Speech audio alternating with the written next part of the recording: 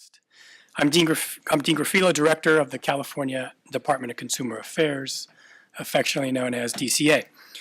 Welcome to the department's meeting on expanding earn and learn models in the California healthcare industry. This is an exciting time for us here at DCA. Data from the Employment Development Department shows that by year 2020, there will be a demand for an additional 250,000 workers in related healthcare fields, as well as 200,000 workers to replace those that will be retiring. This number is only projected to increase as we reach the year 2030 with a healthcare workforce gap of over 1 million workers. I repeat, over 1 million workers. We know that there are many talented individuals who, with the right training, could help to fill that demand. DCA is excited to lead this effort in exploring policy changes that will help develop training programs that will provide students with the knowledge, skills, and abilities required to provide quality patient care to meet workforce and employer needs. For those who may not be familiar with the department, DCA works to protect California consumers by providing a safe and fair marketplace through oversight, enforcement, and licensure of professions. DCA oversees nearly 40 regulatory entities that administer more than 3.5 million licenses and approximately 250 license types. For purposes of today, we focus on the 19 healing arts or healthcare-related entities that fall under DCA, which regulate and license healthcare professions that include therapists, nurses, and doctors, just to name a few. It is important to note that DCA is not the only government entity that regulates and licenses healthcare professions. We are pleased to have our government partner, the California Department of Public Health, as a key stakeholder in this effort. Today, you'll be hearing about the department's efforts implementing Assemblymember Freddie Rodriguez's Assembly Bill 2105 in year 2016, and how you, as the leaders in industry, education, government, and labor, can get involved. There will be opportunities for you to ask questions. For those here in person, please submit your questions to Brian Clifford using the question cards provided. Brian is in the back room over there. And for those with us via webcast, please submit your questions via email to earnandlearn@dca.ca.gov. earnandlearn@dca.ca.gov. We're honored to have with us today Assemblymember Freddie Rodriguez, who authored AB 2105, Eric Rood, Chief of the Division of Apprenticeship Standards, Robert Millay, Director for one of California's only long-standing state-registered apprenticeship programs in healthcare, and our esteemed AB 2105 Planning Committee members. Now I'd like to introduce Assemblymember Freddie Rodriguez, who is joining us on the phone today to provide us with the background of his AB 2105. He has worked tirelessly to ensure that California is on the right track to meet the healthcare workforce need. Healthcare is near and dear to Assemblymember Rodriguez, who for over 31 years has worked and continues to work as an emergency medical technician, or an EMT, in the San Gabriel Valley. As an EMT, Assemblymember Rodriguez was awarded the California Star of Life Award for his outstanding community volunteer contributions and life-saving rescues. In the year 2014, after journeying to Louisiana, Mississippi, and Texas to help the victims of Hurricanes Katrina and Rita in 2005, Assemblymember Rodriguez was named EMT of the Year by the California Emergency Medical Services Authority. As a point of personal privilege, I had the honor of working in the Assembly at the same time that Assemblymember Rodriguez was a member. Time and time again, he displayed his leadership in many, many different facets. AB 2105 is obviously a key piece of his work. Please join me in welcoming Assemblymember Freddie Rodriguez, Assembly member, thank you for being with us here today, and I'll let you take over and say whichever words you'd like to right now. Assembly member? Well, thank you very much, Director. I appreciate those words. And it's a pleasure to be here with you this afternoon. Sorry my schedule couldn't make it for me to be there with you in person, but I would like to share a few words. So it's really great to see the progress being made about the learn and opportunities being discussed today, right? I owe a specific appreciation and thanks to this task force, including the department staff that has worked hard on this since AB 21 has been signed by the governor only a few years ago. In 2014, as you said, we worked to commission a report that identified a number of barriers to expanding these job training opportunities. This included the need for pre-licensure classifications that will allow students to gain supervised experience before obtaining a license, and I think that's very important in this day and age with our students. Also, AB 2105 has brought stakeholders and the department together with the intent of addressing some of these issues. As with the legislation is on the continuation of an important discussion to address the critical workforce shortage in allied healthcare professions and create opportunities for Californians to establish themselves in high-wage jobs. We all know with the aging population and the general with states that shows no indication of slowing population, these skilled jobs are now will continue to be in high demand for many years to come. As the working group continues to develop guidelines or identifies additional barriers which require legislation, I will always make my office available to assist you. And with that, please do not hesitate to reach out. You know, I think this is the beginning of many opportunities for many of our students, for Californians to get the job, the training, and the education needed for these high-skilled work jobs that we have. You know, with the increase of the aging population, like I said, it's crucial that we start to look at how we fill these positions, right? So once again, thank you, Director, for everything. Thank you for your hard work and dedication to this and the people that will benefit for many years to come. And with that, I want to thank you, and I appreciate to be able to say a few words via phone. Thank you, Assembly member. Appreciate you making the time to be here today and sharing your vision for AB 2105. Looking forward to the next opportunity that I'm able to catch you in person.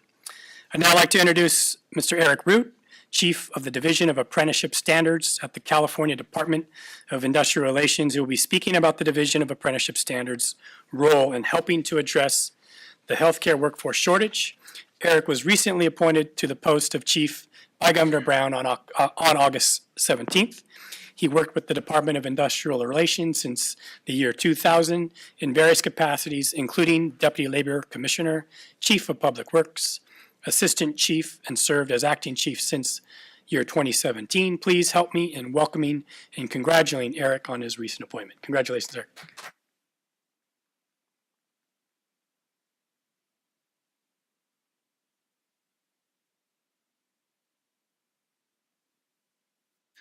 Hello. Hey, there we go. Thank you, Director Garofalo. I appreciate that very much. There is a lot going on at the Division of Apprenticeship Standards, and the governor's really has made an investment within the Division of Apprenticeship Standards to really address our skill gaps needs, right? And specifically, we've identified some industries, but healthcare is one of the top industries. And just listening to the numbers, I mean, it's really daunting. Over 1 million positions that we're going to need to find ways to really train up a workforce. And apprenticeship is that tool. In the 2016, the statewide workforce development plan has called for an increase of apprenticeship to 100,000 registered apprentices by 2020. So we're around the corner. Since I've come on board last October as an acting capacity, we went from 65,000 registered apprentices to now nearly over 86,000 registered apprentices. So we're going in the right direction, but we have a long ways to go. Just recently, Assembly Bill 235 was signed by the governor, which has provided the division an opportunity to grow apprenticeship outside the traditional construction trades fields, which includes healthcare. It created a new interagency advisory committee on apprenticeship to really address from industry and industry leaders and labor and from the public, how can we really develop apprenticeship programs? And so this new committee is going to involve leaders from healthcare, from advanced manufacturing, from information technology, and also civil service, because in our own backyard, we have some skill gaps within state civil service as well as our local government civil service.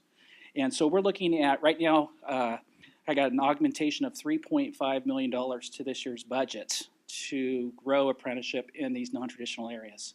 And so some of the challenges is that we have our apprenticeship consultants, and they have quite a large workload.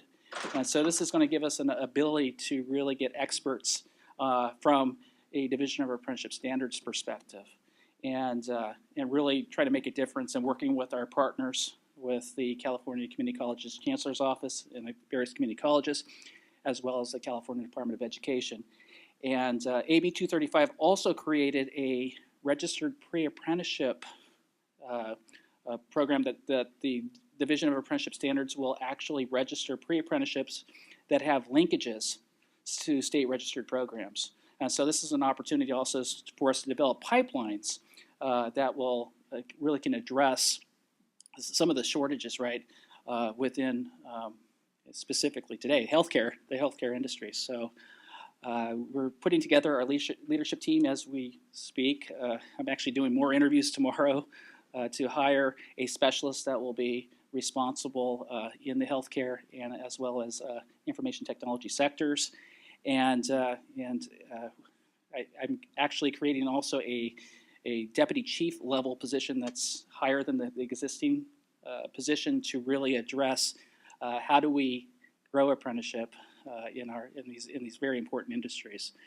In addition to that, we're also looking to grow the prison to employment pipeline, and a lot of the reason why we're getting the funding is really how do we develop pipelines for our ex-offenders as well. So thank you for the opportunity to be able to speak a little bit today. I think this is, right now we're just trying to identify what are the barriers, how can we remove these barriers, how can we listen to our industry experts, our leaders, our labor partners, how can we really make a difference, because it affects every part of our state.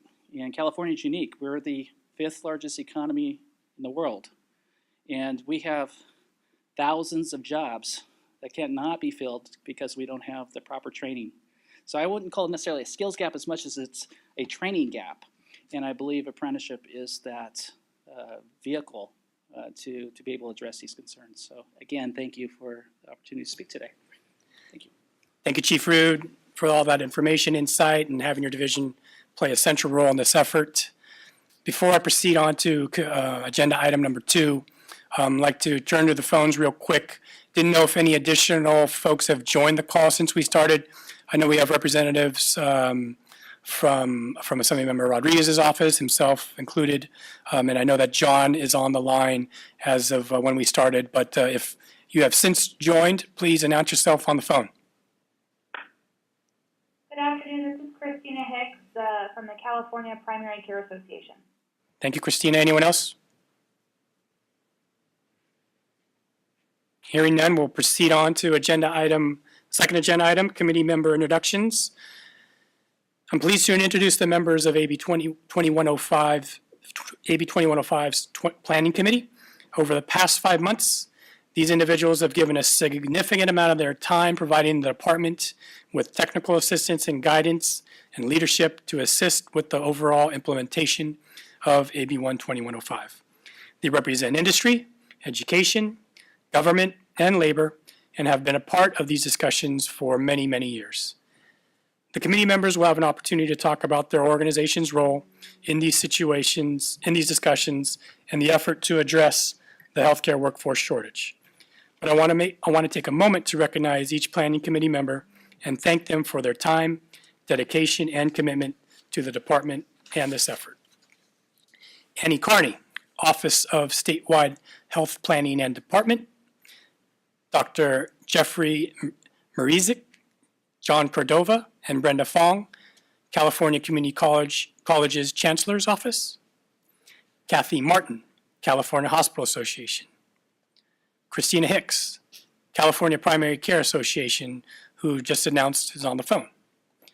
Don Merrill and Eric Elberg, Division of Apprenticeship Standards. Gonzalo Perez, Paul de Herrera, and Marilyn Cantrell, California Department of Public Health. Heather Martin, California Board of Occupational Therapy. Helen Dowden, HR Dowden and Associates. Dr. Joseph Morris, California Board of Registered Nursing. Linda Zorn, Butte College. Matt Leger, SEIU UHW. I'd also like to recognize the staff who have been working tirelessly to move this effort forward. Mr. Brian Clifford and Ms. Alena Bowie, Department of Consumer Affairs. Jasmine Karan, Division of Apprenticeship Standards.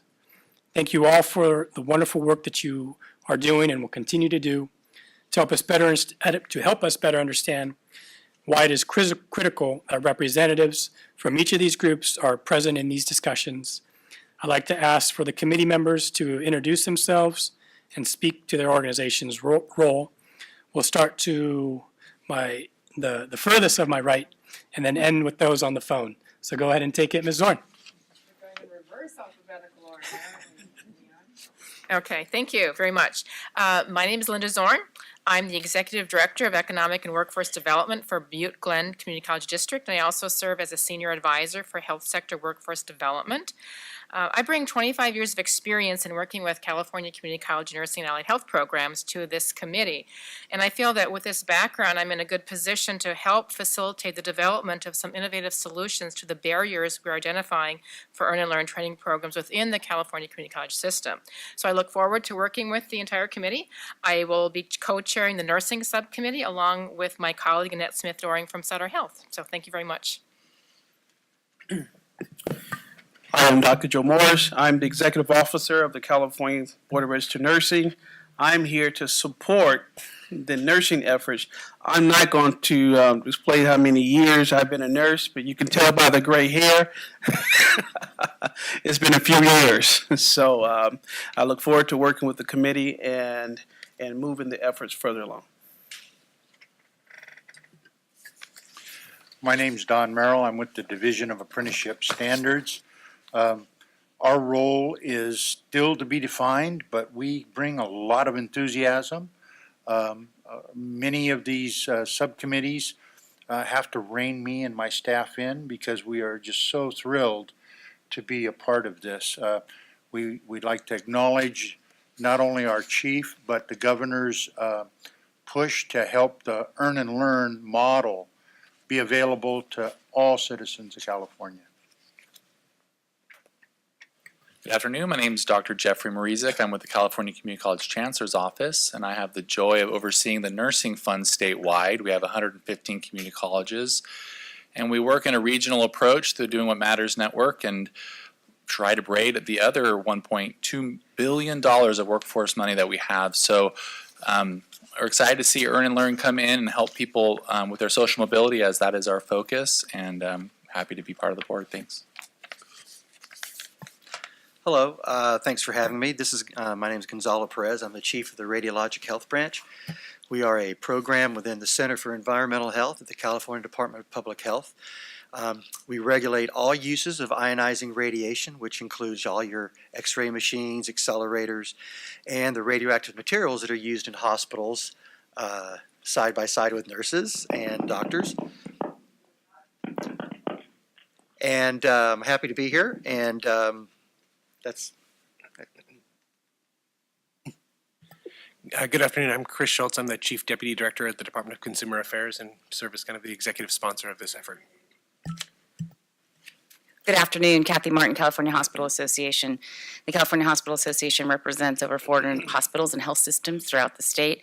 We're the voice of industry both here in California and also back in Washington, D.C. on our federal issues as well. Workforce is a pressing issue for our members. We have convened over the past 4 or 5 years several discussions around this apprenticeship, earn and learn style of training, and I have to say, honestly, every one of those conversations has led to either more confusion or a dead end. So we're really pleased to be part of the AB-2105 stakeholder process so that we can take the time to really do a deeper dive in terms of learning what are the barriers to creating apprenticeships in direct care, patient care occupations?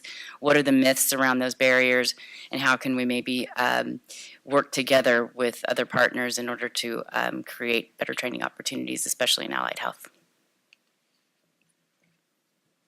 Hello, my name is Matt Leger. I'm with SEIU UHW. We have over 100,000 allied healthcare workers, more than 25 different classifications, many of them regulated by both the Department of Consumer Affairs and Department of Public Health.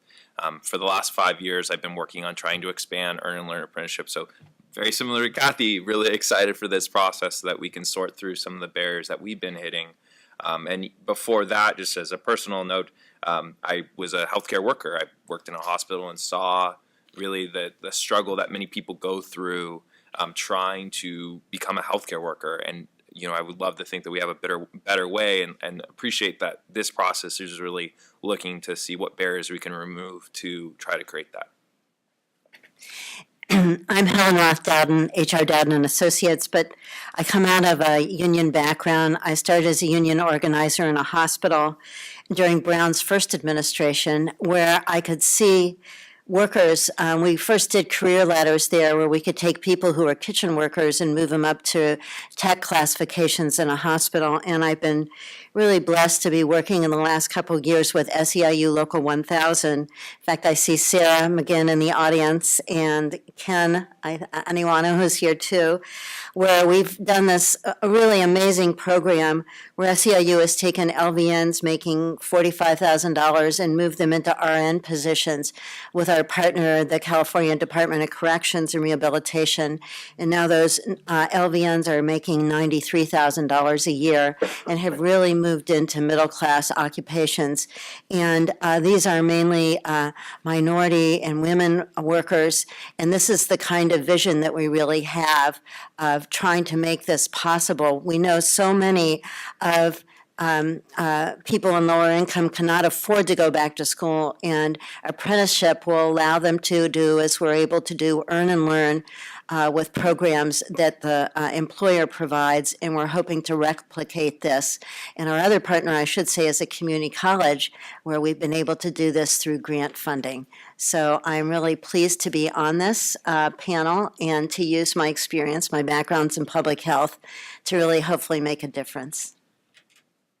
We'll now proceed to those on the phone. Why don't we start with Ms. Christina Hicks with the California Primary Care Association.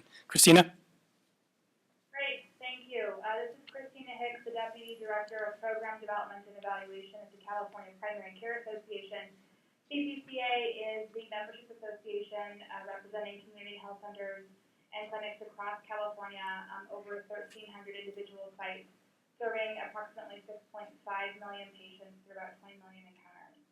So we have a very large workforce, and we really are focused on innovations in care team design and how we can effectively employ and utilize allied health professions. And so representing community health center perspective, how can we creatively think and innovatively think about apprenticeship programs within the community health centers? I will be serving on the medical assistant subcommittee and look forward to also some of our community health center partners sitting on these committees as well. Thank you, Christina. And we'll now finish these self-introductions with John Cordova. Yes, this is John Cordova. I'm the Sector Navigator for Health and the Statewide Director for the Health Workforce Initiative, representing the California community colleges and the 114 community colleges allied health and nursing program. I work with a team of 10 people, soon to be 11 directors across the state that work with the allied health and nursing program. Currently sit on 2 of the subcommittees for the Earn and Learn. I work closely with the Strong Workforce Apprenticeship Group to develop apprenticeship programs. We're looking at the CNA and community health worker implementation.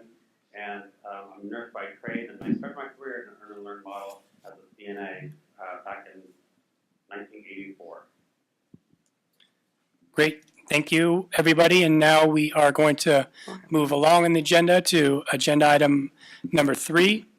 Manabu DCA's Workforce Development and Policy Coordinator will be providing a background on DCA's implementation efforts and next steps. Ms. Bui. Thank you so much, Director. Good afternoon, and thank you all for joining us here today. I'm glad that you came to hear about what we're doing. Director Graffilo shared that he's excited about DCA leading this effort, and I absolutely share in that. I think that it's an exciting time for us here at DCA to be a part of this. I think that it's also an exciting yet concerning time for us here in California, because we've all heard the numbers, we've read the reports, the 450,000 workers needed by 2020, 1 million by 2030, and we know that a healthcare shortage can significantly impact patients' ability to access quality healthcare services. So how does California work to build this pipeline of diverse and qualified healthcare professionals to help fill this need? I went and I visited a local high school here in Sacramento, and I spoke to the high school students who were interested in pursuing a career in healthcare. And I asked them, so what do you want to be? And their answers were doctor, nurse, and therapist, right? But if we look at the healthcare delivery system, we know that physicians and clinicians only account for 14% of the overall healthcare workforce. These are our primary care doctors, surgeons, and specialists. Nurses account for about 22%, and therapists 9%. So if we do that math, that's only 45% of the workforce. So who are the other 55%? More than half of the healthcare workforce is made up of who we call the allied health professionals, who provide those support services as part of the overall healthcare delivery team. These are the occupational therapy assistants, medical assistants, radiology and x-ray technicians, and clinical laboratory scientists, just to name a few. So we know that a shortage in the allied health professions can mean delays in diagnosis and treatment, increased emergency room wait times and hospital lengths of stay, and also delaying surgeries and other procedures. So AB-2105 calls for the department to bring together stakeholders, industry leaders such as yourselves, to update policies and remove barriers to facilitate the development of training programs in the allied health professions. Now specifically, we're looking at earn and learn training programs. So this same high school that I visited has a phenomenal health tech academy, and it provides opportunities for students to gain exposure to the various healthcare professions, offers contextualized curriculum with a paid on-the-job training component. But the program director shared with me that he had a brilliant student. And when he asked the student, why aren't you participating in this program? He shared that it wasn't because he didn't want to, but rather because he couldn't. He had to go and find a job, earn an income, so that he can help to support his family. This is a high school student. So an earn and learn training program can significantly help students such as this one and students facing similar circumstances. And that's why the work that we're doing here today and continuing on is so important. And I hope that you too will see the importance and partner with us to carry out the implementation of Assembly Bill 2105. So to help us with the overall implementation, the department convened our planning committee. Again, these are the leaders in industry, education, labor, and government, to help us look at how do we leverage the various earn and learn models to build that pipeline of diverse and qualified healthcare professionals. And I know when we talk about earn and learn, apprenticeship is a big part of that conversation. But what we have to realize is that it's not the only component, not the only model. We also look at subsidized employment programs, which have the opportunity to open up pathways and doors for those economically disadvantaged students. Youth programs, again, they offer opportunities to provide students with exposure to the various healthcare professions. Bridge programs to post-secondary education that contextualize curriculum with the on-the-job training component. And we know that all of these components combined help to ensure student success. Then we also look at on-the-job training programs and look at how those can be leveraged to formalize specialty training programs and apprenticeships. They can be leveraged as bridge to employment programs for new graduates or upskill programs to help employers with retention of current staff. So again, we look at how do we leverage these various earn and learn models to build that path, that pipeline of diverse and qualified healthcare professionals to meet this need. So our planning committee started off having really just broad conversations, and we quickly realized that in order for us to have really effective conversations and to make the best use of this effort, we really needed to narrow our lens and focus on the areas of employers' greatest needs and where there were the highest opportunities for program development. So we agreed to develop 4 subcommittees to focus on the areas of nursing, specifically specialty nursing and allied health nursing, specialty imaging, mental health, and medical assisting. And the subcommittees are charged with really working to identify and address the barriers to program development in each of the specific focus areas. And this is where we need your help. So our planning committee developed this process to carry out the implementation of Assembly Bill 2105. And you can see that we're here at step 2, engagement. Our subcommittees will convene and work to carry out steps 3, 4, and 5, which is identifying the needs and barriers.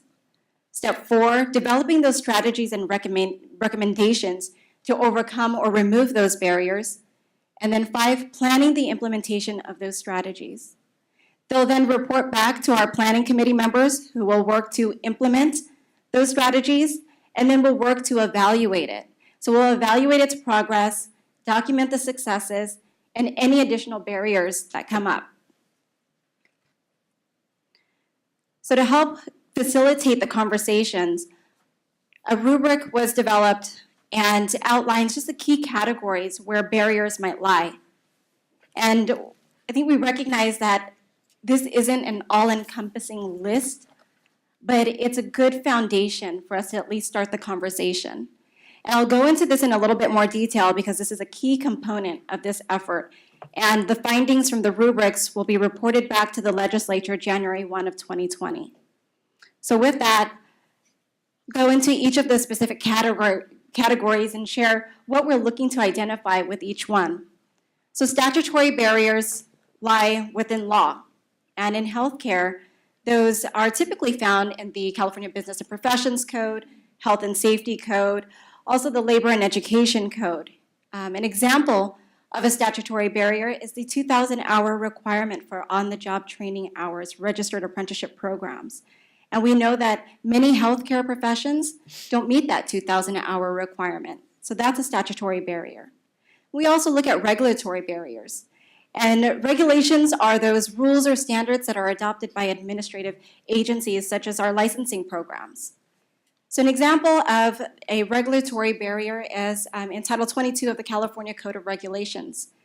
There are restrictions to when a student in a specific program can complete their clinical hours of training. And we know that healthcare is a 24-hour operation. So to have restrictions on the times in which someone can actually carry out their hours of training, that's a barrier to program development. We also look at the accrediting entities and where there are barriers that lie within those bodies. And we see that accrediting entities have standards in place that may prohibit students from receiving payment of wages for their hours of training. And financing, this is a huge one. This is something that we've heard from nearly all of the stakeholders that we've spoke to throughout this process. So I'll go into that because there's a couple different components that play into the financing barrier.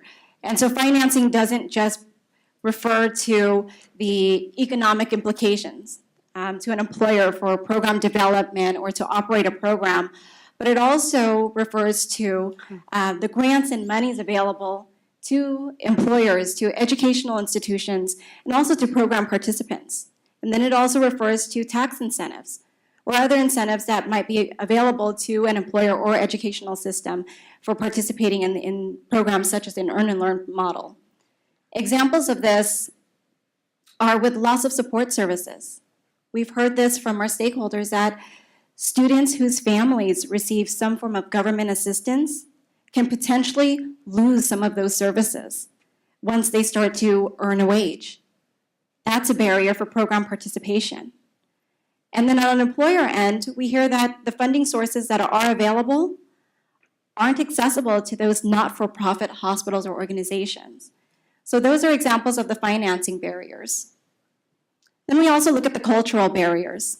And cultural barriers aren't just barriers that lie within an organization that might prevent or impede the development of an earn and learn training program, but also what are those barriers that pertain to an individual's race, ethnicity, their overall culture.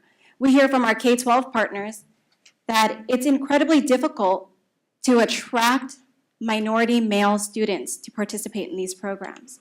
So that's an example of a cultural barrier. And then we look at the education structure and try to identify where the barriers are there. We know that healthcare is ever-changing, and our educational systems need to be flexible in order to modify and develop curriculum to continue to meet industry need. And as it stands, we understand that it takes over a year to get curriculum approved. So we work to identify kind of where are the barriers within an educational structure. And then we also look at employer short-term and long-term demand. Short-term being those within a year or less, and then long-term being those greater than a year. And when we talk about program development and sustainability, this plays a big role in that. Because when the short-term and long-term demands aren't aligned, it affects the program's ability to be sustainable. So for example, if an employer has an immediate need for medical assistance, they may put forth the resources to develop a medical assistant program, but once that need is met, the funding stops and the program goes away, right? And conversely, so if an employer projects that 10 years down the line, there might be a need for 50,000 medical assistants, that need isn't here and now, and there are other priorities. So that affects program development as well. So to help everyone kind of get an idea of what we're looking to come out of these subcommittees, we put together this example. And you can see that we're not looking to just identify yes or no, there is a barrier that it lays within the accrediting entity, but really be able to identify what is that barrier specifically. Spell that out. And then work to develop a recommendation. And then develop a strategy.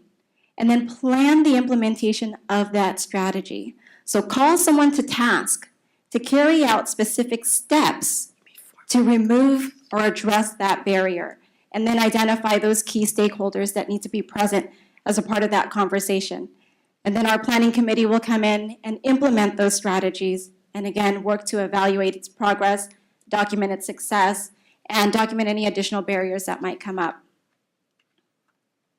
So as next steps, our subcommittee chairs and co-chairs will start to convene the subcommittee meetings. We would like participation from everyone in California, so we're opening it up. We have meetings here in Sacramento and also via teleconference and web to allow for participation across California.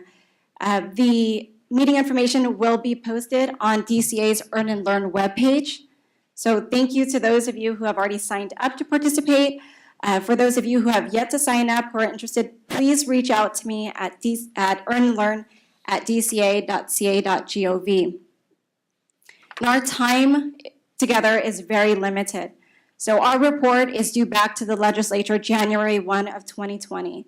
So to help facilitate those conversations and to really make effective use of our time together, we really ask that all of those who are interested in participating in our subcommittees and participating in being a part of this discussion to go to the DCA Earn and Learn webpage, download that rubric, and start to fill it out so that when we do start to convene the subcommittee meetings, we can really, again, make effective use of our effort and our time together.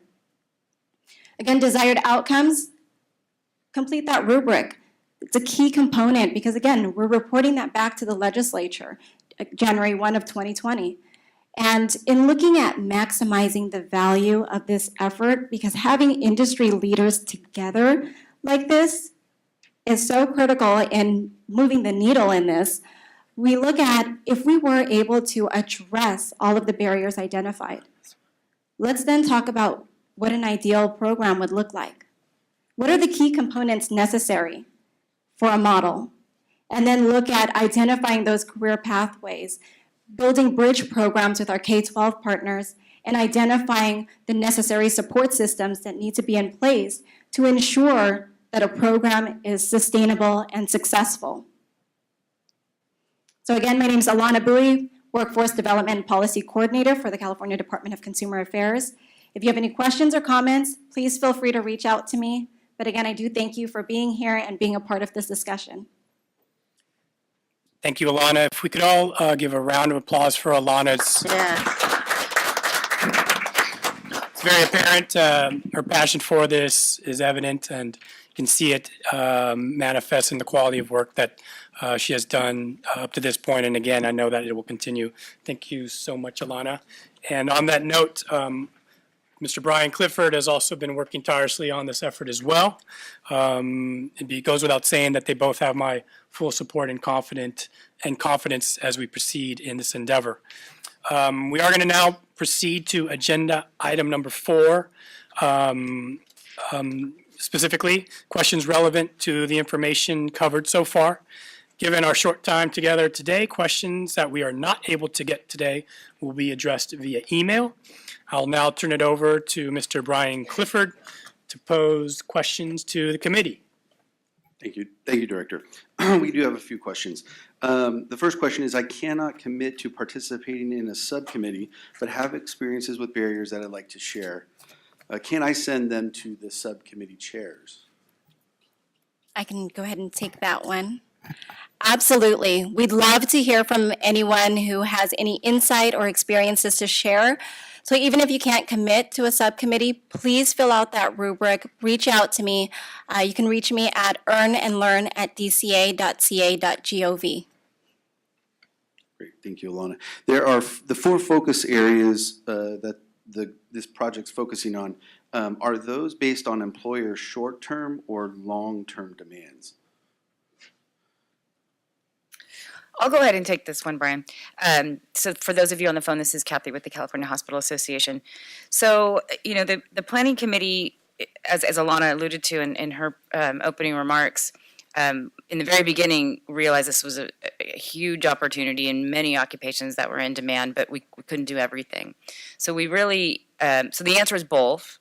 But short term, it seemed that if we really wanted to begin to develop pilot programs, and if we wanted to get employers to engage, we would have to focus on some short-term wins, if possible. So an area that is very high demand for all of our hospitals right now is specialty nursing. So that's one reason why that one came to the top.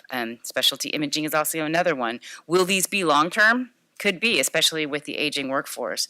But there's certainly immediate needs of these hospitals, and we were hoping to get some traction early on with this project. Great, thank you, Kathy. It's a related question. If we have thoughts on other areas, how could we go about bringing that to this group? So, I think this is Matt Leger with SEIU UHW. The planning committee in particular thought, we have to focus on 4 because we want to meet our the deadline of the bill. But the other thing is that we're hoping through the creation of rubric that we create a process that we can understand and look at the various barriers that impact and could be applied in the future to other professions. And if I can just add to that, this is Alena Bowie with DCA. We are outside of the 4 subcommittees looking at opportunities to discuss barriers in the professions of occupational therapy assistants, clinical laboratory scientists, community health workers, registered veterinary technicians. So we are looking at other areas as well. If there is any interest in exploring other discussion areas, please, again, reach out to the department. Thank you, guys. And then the last question that we have is there any funding allocated for this project? I'll take that one. Again, Alena Bowie, DCA. There was limited funding that was allocated to the implementation of Assembly Bill 2105, and that was one limited term AGPA position, which I filled. Thank you. But no other additional funding other than the one position.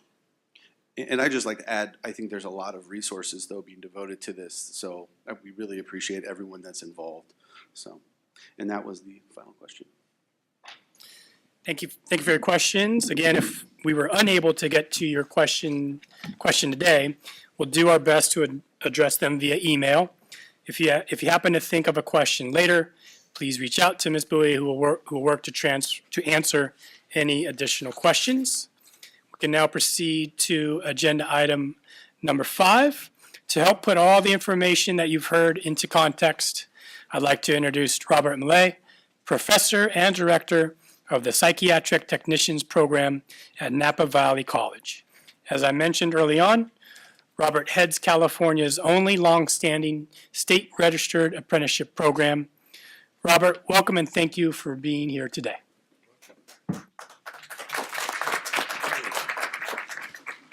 Thank you.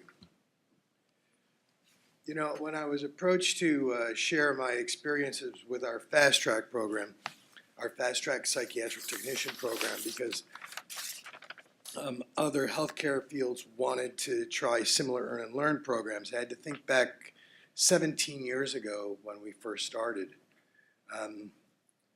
It was 9/11/2001. As you can imagine, our students were watching the TVs and watching the towers fall, and it was extremely emotional. Both programs were in the training department at the same time. This is a very odd occurrence, but our third semester students who are going to do a mental health rotation were at Napa State Hospital, and we were using one of their classrooms, and we were right next to the fast track student apprentices, and everybody was just watching the TV. And at a certain point I said, you know, we just need to turn it off and focus. We need to look at the needs of these patients and just disconnect. And so that's what we did. And then when the fast track students saw that we had done that, then they went ahead and unplugged and pushed forward. Establishing a program is fairly easy. It's pretty straightforward as far as, for us it was extremely easy because we've got BVNPT. And the Board of Vocational Nurses and Psychiatric Technicians provide you with specific criteria. You've got to have certain hours for clinicals, certain number of hours for classroom. So that's the easy part. Connecting with a college that's willing to take that on might be a challenge. Most colleges, the nice thing about the college taking it on is that they don't have to spend a lot of money to do it. None of the instructors that work for or teach in the apprenticeship program actually work for the college. They work for Napa State Hospital. The college still gets a portion of the FTES funding. You sent me the breakdown, but how much they actually get. But college still gets paid for the program, even though they're not providing the actual instruction. They provide me to direct. As the director of both the traditional program at Napa Valley College as well as the fast track, it hadn't occurred for me to check out the websites and what it would be like to be a student to apply for this. And so I asked them to send me the two different links that they have, and one goes to this California job site that I may not be a millennial, but I know how to circumnavigate the web, and I could not find the apprenticeship program on that site. It was horrible. But the other site that they had, the other link that they had, is for jobs at Napa State Hospital. And that one was clear and cut, and it was actually put out there. There's 3,000 hours of work that is associated with the apprenticeship program. I don't see how they do it. there's 20 hours a week that they're in clinical, 14 hours a week in the classroom, an additional 20 hours that they have to put on the units as part of their apprenticeship. That's a huge load. That being said, with the passing of AB-2105, community colleges, one of the changes that need to be made on the Napa State Hospital link says that the students who apply to the program have to pass a math and English assessment test. And that is no longer the case because AB-705 no longer allows community colleges to test for English proficiency, English and math proficiencies for incoming candidates. This is going to place an unusual burden on programs because applicants will have to have been passing a high school English or math class within the last 2 years, or having taken an English math or English course within the last 2 years so that they can show proficiency. That's going to shrink your candidates down. Again, when I reflect upon the last 17 years that we've had the apprenticeship program, one thing that emerges is the difficulty of finding staff, and staff that are able and willing to teach. The desire alone is not sufficient to enter into this profession. I've had at least a couple of candidates with master's degrees, one in nursing education, that were miserable in the classroom. One way to prevent some of these underprepared instructors from getting through your vetting process would be to have them do a teaching demo. Make sure that the people you're interviewing can actually teach. Getting people to go from doing teaching to from doing to teaching can be extremely challenging because most of these professions will make considerably more doing it than teaching it. I was a nurse at Napa State Hospital. When I walked across the street to Napa Valley College, I'd got a $12,000 a year cut. Thank you very much. That's the reality of being an instructor. When I complained about that to my dean, she said, well, if you want to make more money, work during the summer. A real good teacher already works during the summer. You go back and you look at your lesson plans, you go back, you look at your PowerPoints, and please go back and look at your exams to make sure that everything fits together. So you really do work during the summer, especially if you're a director. Thanks, Linda. Linda and I have known each other for a while. It's easier with glasses. You don't go into education for the money. You go because you love to teach.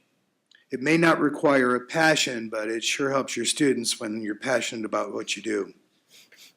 One thing that I've found that really helps as far as finding instructors is using retired annuitants, especially those that are really good at teaching. Those are the resources because they've got years of experience. If they're still fit enough to be able to do, especially clinical, those are the people that you want to attract. What else do I have here for you?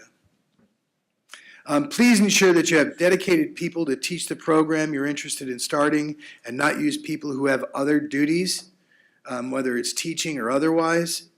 You need to have dedicated space, not only classroom space, but you have to have skills labs in many of these healthcare professions. And this way it allows them to practice skills in a non-threatening way that'll ensure your candidates are more successful in the clinical situation by providing them opportunities to practice these skills. I tell students confidence leads to competence. The more you do that in the skills lab, the more confident you feel, the more competent you become, and it transfers into the clinical setting so much. We do orientation in our skills lab when the students first come, and I introduce them to the mannequins and I say, there are no dummies in this room. These are mannequin Americans. And use humor. Please do not just drone on. Clinical sites can be another challenge. You need to work with a variety of community-based services, state, county, and local concerns to find viable places for students to be placed. It's a huge challenge, especially when you have multiple schools trying to get to the same site. It can be horrible. Our RN person is gone, but when I was teaching in the ADN program, finding a site for pediatrics or OB, you're pulling whatever hair you have left out at the end of the semester because you cannot find these sites. It's hugely challenging. And then for ADN programs, many hospitals just want BSN students. They don't want ADN students, so it's difficult to place students there. For years, the BVNPT has suggested that in clinical that we have 15-1. I try and keep our student to instructor ratio about 11-1. 10-1 is about great. I worked for a while when I went back to the ADN program at St. Alena Hospital. And I worked 12-hour shifts on med-surg and 8-hour shifts in their acute psych. Wow, I'm getting old. It's hard to do that. It is very difficult to do that. And you're only supervising 6 patients. When you're teaching and you have 10 to 15 students and each one of them have 1 to 3 students, the math adds up. You're supervising now 15 to 30 patients instead of 6. And sometimes these people are acutely ill or acutely psychotic and you are running from one unit to another. That's a huge challenge. And you have to have clinical instructors that are able and willing to do that in a safe and meaningful manner. An interesting phenomenon in this apprenticeship has been related to students' attitudes. Our program gets about 80 to 280 applicants for 30 positions. That's huge. Then they go through a QAP. It's a qualification appraisal panel. And they've got maybe 3 people that will sit behind a desk and give the same questions to all the applicants. They get certain points for each one of they get points for each of the questions, and they take the top percentage of the candidates that apply. Considering this is an earn and learn position, they don't have to pay their tuition for the college. This is covered by the Joint Apprenticeship Committee. And the candidates are guaranteed a job after they're done with their school. So some of these students, in fact many of them, develop a sense of entitlement. They think that they're somehow better than other students. They definitely look down at our traditional track students. They develop an attitude like they deserve to be there. This has led to behavioral and attitude problems with some of these students. I've seen excessive tardiness, sleeping in class or clinical, not turning work in time. These are just some of the issues that we've had to deal with. Granted, some of these behaviors may be attributable to instructors trying to give students a chance to grow, to become all they can possibly be. But in my experience, the more you're willing to allow a candidate to bend the rules, the more that they will push to see what you're willing to allow. We usually keep most of the candidates that start the program. It's somewhere between 88 and 94% of the people who apply, who wind up getting into the program, finish the program. Our attrition rate is pretty good. I'm kind of proud of that. Our pass rate is one of the best in this state. It's usually between 86 and 90%, which is anywhere from 15 to 20% higher than the rest of the state. As I said, these students are in the classroom for 14 hours a week. They're in clinical for 20 hours a week, and then they work 20 hours a week for their apprenticeship. And it is extremely difficult to get through that. As far as funding tips, I'm trying to touch on all the points you gave me, Alana. Funding tips, the Joint Apprenticeship Committee has been extremely helpful in making sure that the college gets their share of the FTES. Looking at state agencies that need these positions is huge, especially the Department of Corrections. If we look at the non-licensed positions and try and elevate those people, even some licensed positions, somebody mentioned LVN to RN to BSN, it can be LVN, ADN, BSN.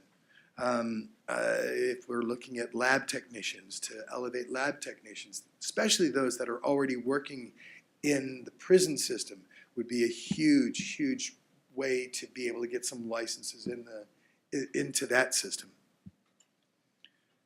That's about it. I think I touched on every one of those questions that you asked. Thank you so much, Bob, for being here with us today. Again, as Director Grafilo mentioned, and it's been touted in many, many reports, Bob runs one of the only longstanding California registered apprenticeship programs. So kudos to you, Bob, for the work that you do. Apologize. With that, we'll open it to any questions relevant to Bob's presentation. Anyone have any questions about his program? Please, Kathy. I'm curious, who pays the wages for the students in your apprenticeship? Napa State Hospital, that's where they're actually doing the apprentice. Okay, thank you. Don? Yeah, Robert, I think you must have made a mistake because I wrote this program 17 years ago, you're saying, and it couldn't have been that long ago. It just couldn't have been. I had no gray in my beard then. I don't think I did either. Yeah. So, you know, can It's we like agree that was looking in the maybe it was mirror, only okay? 4 or 5 years ago? It was 2001. Congratulations, you guys have always been outstanding and a pleasure for my staff to work with. Thank you. Other questions? Helen? Can you describe the relationship between DAS, Don's program, and your program, and how the funding has worked, and what sort of funding you receive from Apprenticeship Standards? Fortunately, I don't have to deal with the funding. I have to deal with the students. The funding goes to our, What funding?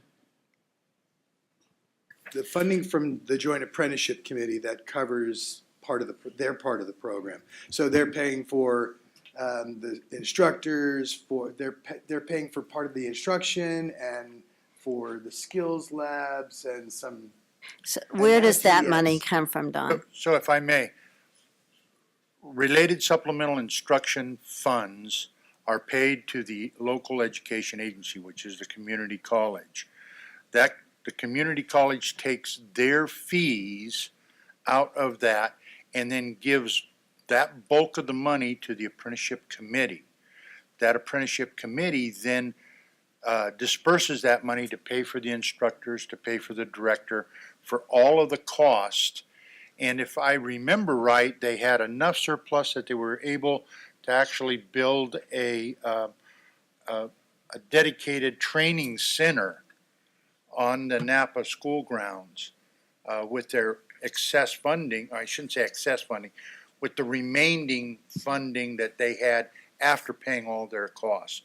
So part of that is due diligence by the committee, and they created a trust fund, and I have no idea, we stay out of that, of what money is in that trust fund, but they have a reserve so that they can increase additional services when needed, or pay for services when there's a lean time, that there might be some reduction in funding. Can you describe, though, where the money comes from, the funds that RSI? So I think people need to understand that, if they're employers or whatever, about how being an apprentice gets you to what pot of money.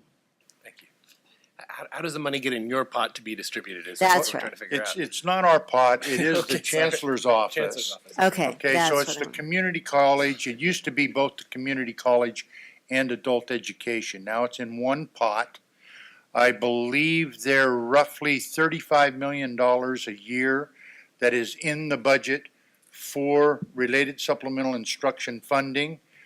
as our chief just indicated, the changes in the law now allows for regular full-time equivalency funding to also be used. So there used to be some difficulty on funding on full-time equivalency. But now it's kind of one accessible stream where it used to be a separate stream. Through the community colleges? Through the Community College Chancellor's Office. Okay. So they are state funds. Yeah, okay. Bob, can you speak to the wages that the program participants receive? Are they being paid for their classroom hours and their clinical hours and the job training hours? No, the only hours that they get paid for is that 20 hours a week that they're actually in school, that they're actually on the units working. So they're getting paid for that rather than getting paid for school. Additional questions from members of the committee? Helen? Can you describe, when you say you recruit, these aren't current state employees, these are your minimum qualifications? You can be a high school student and basically you just Correct. start, okay. So there are no real minimum qualifications? The minimum quals have, right now, that's, I told you, as AB-2105 is disqualifying that, but this current group that's coming in, they do a QAP. Before they do the QAP, they've got to show proficiency in math and English. Okay? And then they do the QAP, they're interviewed, they're scored, the top 10%, the top 30 candidates are the ones that are chosen. Then they go through a CNA program. After the CNA program, then they go through a psych tech program. Okay. Additional questions? Any questions in the audience? Yes. Hi, Rebecca Malbert from the Healthcare Career Advancement Program. You had said that there's a guaranteed job. Do you time the cohorts with projected need? Like, how do you match availability of jobs with starting of the cohort? Unfortunately, Would you mind repeating the question so folks on the webcast can hear? Pardon me? Would you mind just repeating the question before you answer it so people can? So the question was, do we time the cohorts for certain job openings at the state hospital? And we don't. As soon as one ends, then we take a break for about a month so that the instructors have time to go back and look at the materials.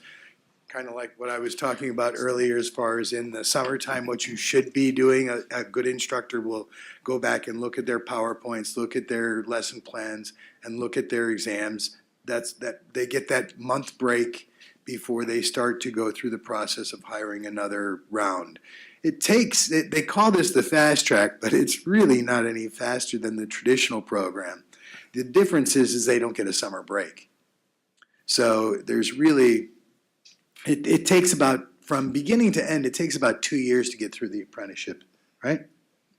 And my only chunk of it is looking at them during the psych tech program portion of it, because that's where my concerns are, to make sure that they're coinciding with all the regulations for the BVMPT. But it takes well over a year for them to get through it, about 2 years to get through those 3,000 hours. I think your quickest is 14 to 16 months. Right. He said about 14 to 16 months is about the fastest turnaround. So there are enough vacancies at Napa State Hospital in those classifications that all those students can effectively be guaranteed a job? Between aging and injuries and people getting tired of working in that setting, there's always openings. And if you look at Department of Corrections, it's crazy how many openings that they've got in San Quentin, CMF, just those two settings. If I graduated I could take as many as 45 students every semester in the regular program. If I graduated those plus the fast track, I could not supply enough of psych techs to cover the job openings for Napa State Hospital, San Quentin, and CMF, California Medical Facility. And that's just 3 facilities. Any other questions? There's somebody in the back. Yes. Yes. Sorry.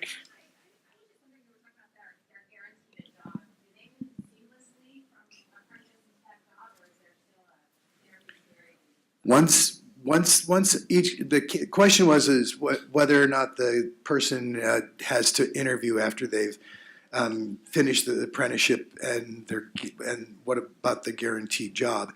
And they're guaranteed that position. They do not have to QAP once they've completed their apprenticeship. Then they're in that, and they're in a pre-licensed role.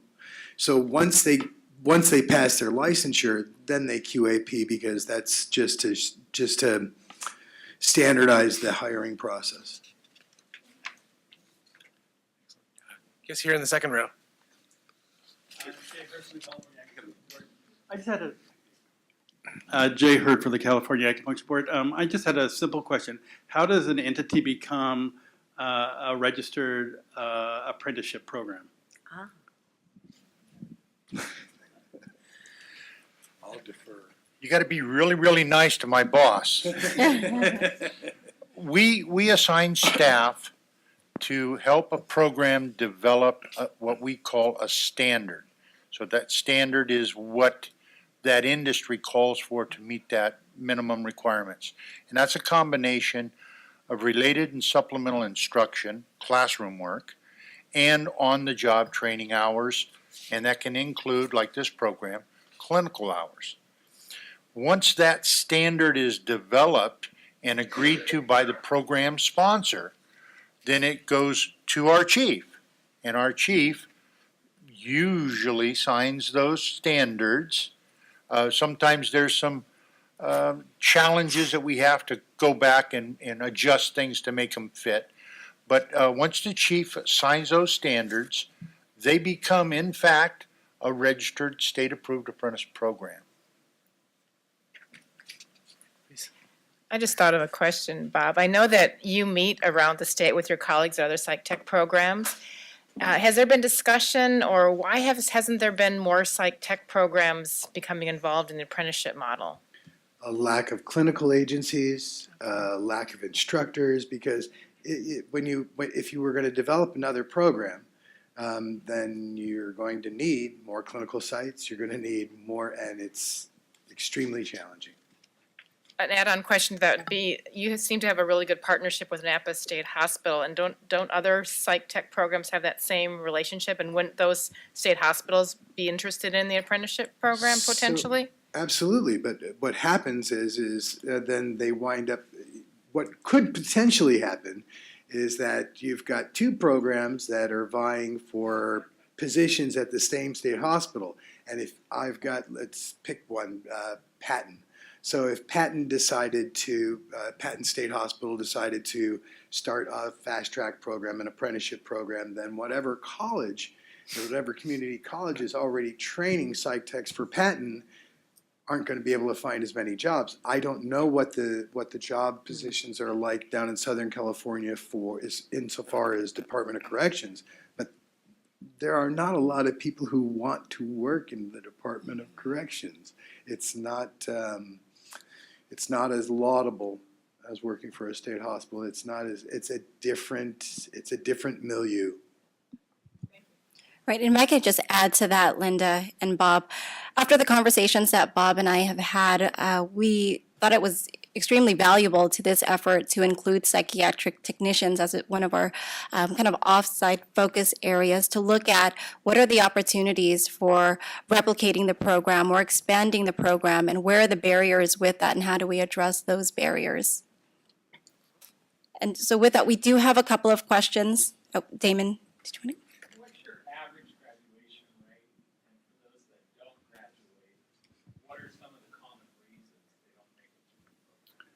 So the question was average graduation rate, and what are some of the problems that we've seen. This time we had 30 candidates come in. One did not pass his CNA. Every once in a while we'll have somebody who just, for whatever reason, doesn't pass the CNA. Then you're left with 29 candidates. I had a student that was asleep in a van during clinical with clients in it. I dismissed him immediately. And you can't be in a van with clients and falling asleep. Just not safe. It's not smart. I dismissed another student this semester for being sexually inappropriate with an instructor, blowing kisses. And he didn't know she was an instructor, but that doesn't excuse his behavior. Usually we lose people for grades. Occasionally we lose people for grades. I've dismissed students because they keep on coming late. And if they already set a pattern of not being able to be on time when they're in training for a position, then what's going to happen when they're on the unit? And if you're on the unit and this is your replacement and they're consistently late, it's not somebody you want to work with. So that's another reason why I've seen students wind up dropping. We usually don't lose more than 1 or 2 students out of that 30. And it's usually for those first 2 reasons. It's usually for the CNA or for grades. Occasionally we get behaviors. This group has just been really challenging. I don't know if it's a younger mindset or because most of us in this room grew up with that, good work ethic. You get up, you go to work, you do your best, and you can look at yourself in the mirror at the end of the day and say, I'm good to go. I did what I needed to do. Some of these younger people. Can I just ask, so could you talk about some of the benefits of to the students of the Fast Track program? The benefits? Yeah. The first benefit is that they've got one of the highest pass rates in the state. That's a huge benefit. Being able to go to school, it's extremely challenging to go to school and not getting income or getting real minimal income. So that's another huge benefit. The fact that it's streamlined, that it's 3 16-week trimesters rather than 18-week trimesters, and there's only a week break in between those trimesters instead of having a summer like we do in the traditional program.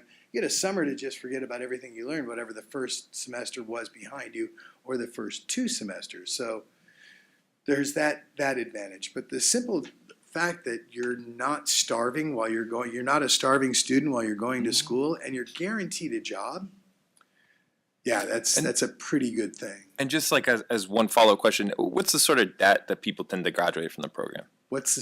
So what kind of student debt do students graduate? What's amazing is the Joint Apprenticeship pays for their tuition. So there is no student debt. The only thing they have to pay for is their books.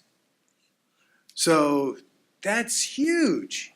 It's amazing that thank you. I wish somebody had done that for me. I was on the top ramen diet with my oldest son, and we definitely were po. Yeah. We couldn't afford the other O and R. We were po. Alana, you have a few questions via email. Right. So questions from our webcast participants. Bob, what percentage of funding is paid by Napa State Hospital, and is that part of the Labor Education Fund? The state hospital pays for the work that they do, that 20 hours a week that they do. That's what Napa State Hospital pays for.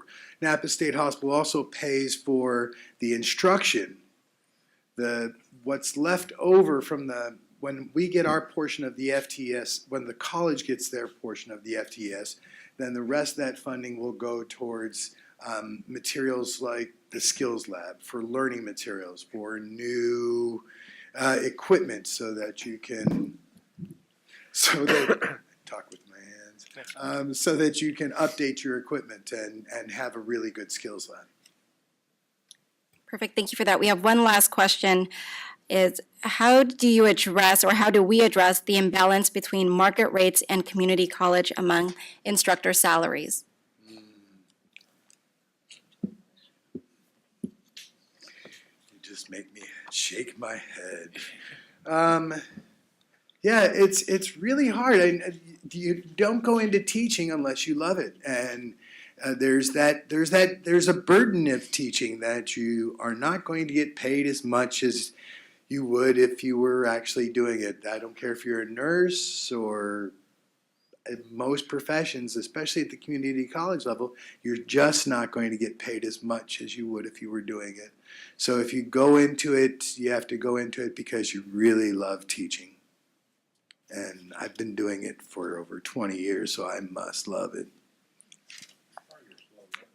I'm a masochist. Excellent.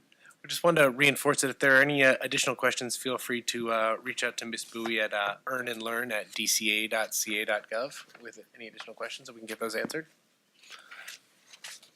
Should we move towards wrapping up? My license plate holder says I love my job. I do. Excellent. Thank you so much for your presentation. It was super interesting. So thank you all for being with us today. The information we've been able to gather so far, we understand there are important policy discussions that still need to take place. We all may not agree on the best course of action, but the more we discuss these issues, the greater the likelihood is that we can achieve meaningful change for California patients and health providers. The Department of Consumer Affairs wants to hear from as many voices as possible and about which barriers may exist and what solutions could be implemented. Please don't hesitate to reach out to us, again, at earnandlearn@dca.ca.gov. Thanks to all of you who have signed up to participate in the subcommittees. It's really important, and if you're interested in signing up to serve on one of those subcommittees, again, please contact Ms. Alena Bowie. The director and I want to express our deep gratitude to the Planning Committee and all the stakeholders who've been a part of this effort. We look forward to continuing the progress and working closely with all of you over the next 15 months. Thanks again, and with that, we're adjourned.